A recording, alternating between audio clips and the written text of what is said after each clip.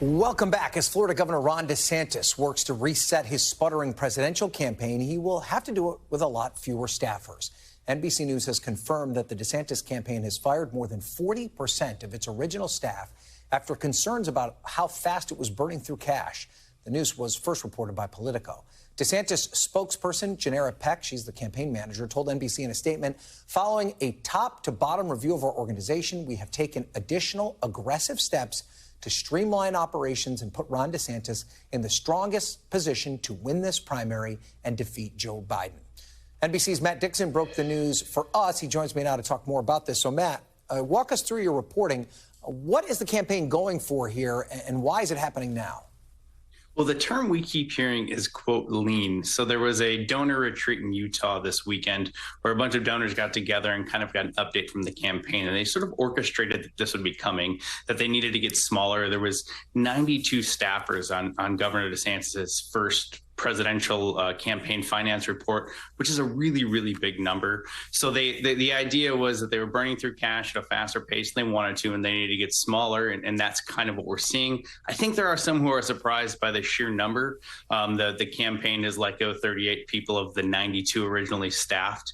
And that's a significant number for a campaign that's been out there for less than 2 months. But they are acknowledging that they got too big too quick and they couldn't afford it. Yeah, and it does seem like some of the moves, classic resets of a campaign that is struggling. You write in your piece that they want to focus more on earned media rather than expensive, large-scale events. How does that look? And is that something that Ron DeSantis particularly is the type of candidate that does well in an environment like that?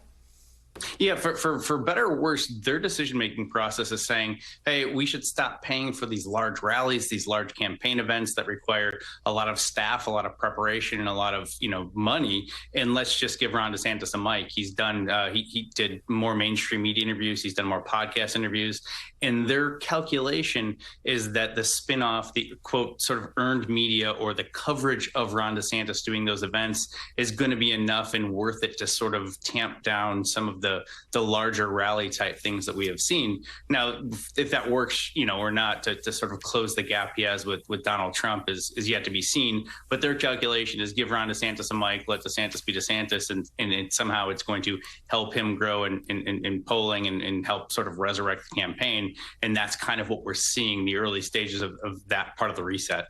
So this is their second wave of firing. Are they done, or can they get any leaner at this point?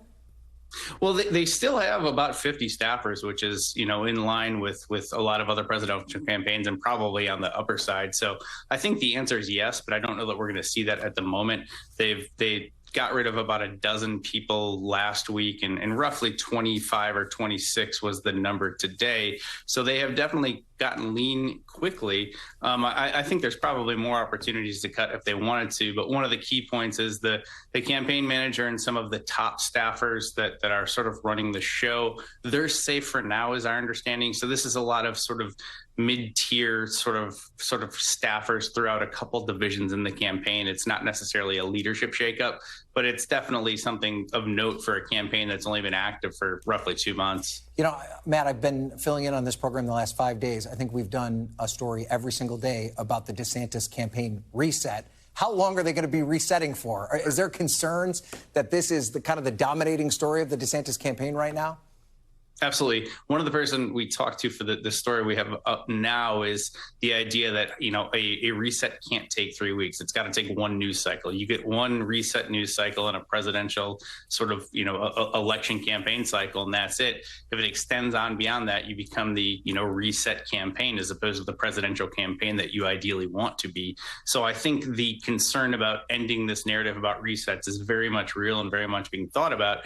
And that's why I don't think there's going to be any sort of massive shakeups, changes, or sort of firings in the near future, because they are very cognizant of the idea of sort of ending the, as you put it, reset news cycle. All right, Matt Dixon, very plugged in with the DeSantis campaign. Thank you for being here. We appreciate it.